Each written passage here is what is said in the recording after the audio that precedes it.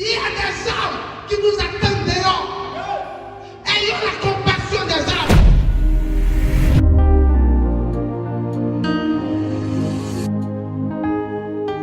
Un jour, une dame était enceinte et elle est allée à l'hôpital, elle était dans ses derniers mois. Et arrivée là-bas, le médecin lui dit, l'enfant que tu portes, au niveau de ses membres, de ses pieds, tout va bien. Mais l'enfant a un problème de cœur.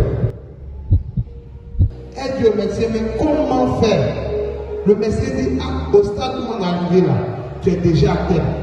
On ne peut plus rien faire. Et que l'enfant a vraiment un problème de cœur. Et si tu es croyante, prie. Mais nous, on ne peut rien faire. Et la mère va se lamenter, elle va aller voir son pasteur. Et pendant qu'elle arrive à l'église, le pasteur était là prêcher. Et que l'évangélisation est le cœur de Dieu.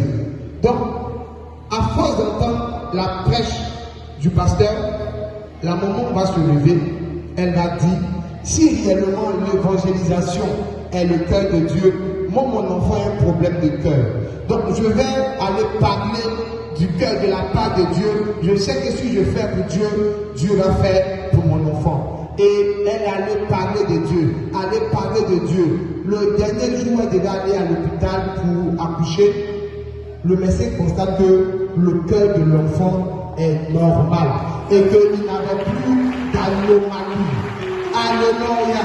Ce que Jésus a fait pour toi, c'est extraordinaire, c'est merveilleux et tu te tais.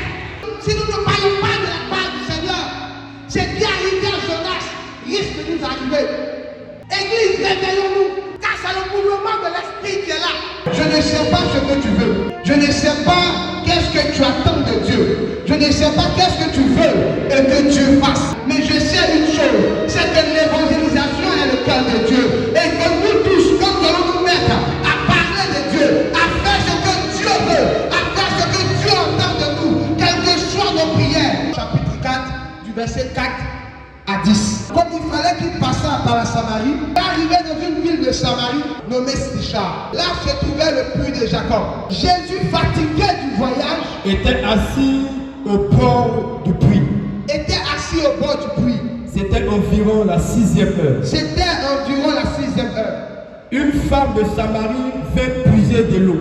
Une femme de Samarie vient puiser de l'eau. Jésus lui dit, donne-moi à boire. Donne-moi à boire. Car ses disciples étaient allés à la ville. Car ses disciples étaient allés à la ville. Pour acheter des vivres. Pour acheter des vivres. La femme samaritaine lui dit. La femme samaritaine lui dit. Comment toi, qui es juif, me demandes-tu à boire? Comment toi qui es juif? Moi je suis une étrangère. Il n'y a pas de relation. Normalement, les Samaritains sont vus aux yeux des Juifs comme des démons. Il n'y a pas de relation. Normalement, un Juif ne peut pas aller causer avec une Samaritaine ou un Samaritain. Et que ce Jésus va la croiser, causer avec elle. Donc elle va poser la question. Il n'y a pas de relation entre nous et toi. Amen. Jésus est venu te dire ce matin, Jésus s'en fout de ta vie. Quand la grâce du salut t'a localisé, il s'en fout de où tu étais, de quand tu étais. Jésus n'a pas regardé qu'il n'avait pas de relation. Parce qu'il savait qu'en elle, il y avait quelque chose de puissant. Il savait en elle qu'il y avait quelque chose de grand. Je ne sais pas ce qui te retient. Mais Jésus me dit de te dire ce matin. Yes. Et qu'il ne regarde pas à ta vie. Et qu'il a besoin de ton cœur pour aller faire son œuvre. Qu'il a besoin de toi pour aller faire son œuvre. Qu'il a besoin de toi. Qu'il a besoin de nous. Qu'il a besoin de nous pour aller faire son œuvre. Yes. Jésus va révéler l'état de la dame. Parce que c'est le témoignage qui va impacter notre entourage. Tu ne peux pas venir à Jésus sans avoir un témoignage. Parce que Jésus va se servir de ton témoignage pour impacter quelqu'un. Jésus va se servir de ta vie pour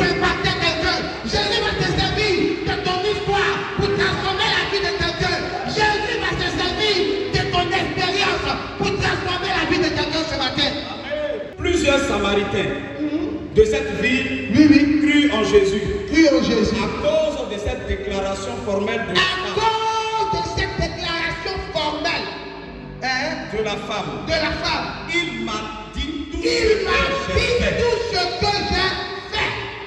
Alléluia. C'est à cause du témoignage de la femme, toute la ville de Samarie est venue à Jésus. Bien-aimé, ton témoignage seul suffit pour évangéliser quelqu'un. Ton témoignage seul suffit pour amener quelqu'un à Christ. Elle l'a dit, à cause de ce qu'il m'a dit, toute la ville est venue à Jésus. Je ne connais pas ta situation, mais je sais une chose. Si tu es là ce matin, c'est parce que mon Dieu a opéré un miracle dans ta vie. C'est parce que mon Dieu a opéré un miracle dans ta vie. Ce miracle-là peut être ton témoignage. Il m'a dit tout ce que j'ai fait. Elle s'est servie de ce que Jésus a dit dans sa vie, de ce que Jésus a révélé dans sa vie pour aller évangéliser son village. Je ne sais pas, peut-être que pour toi, c'est plus grave que pour la dame. Peut-être que pour toi, c'est la résurrection des morts. Le témoignage seul suffit pour évangéliser. Parce qu'il y a des âmes qui sont dehors. Il y a des âmes au marché. Il y a des âmes encore qui ne sont pas encore rentrées dans la bergerie. Il y a encore des âmes. Église, c'est le mouvement de l'évangélisation.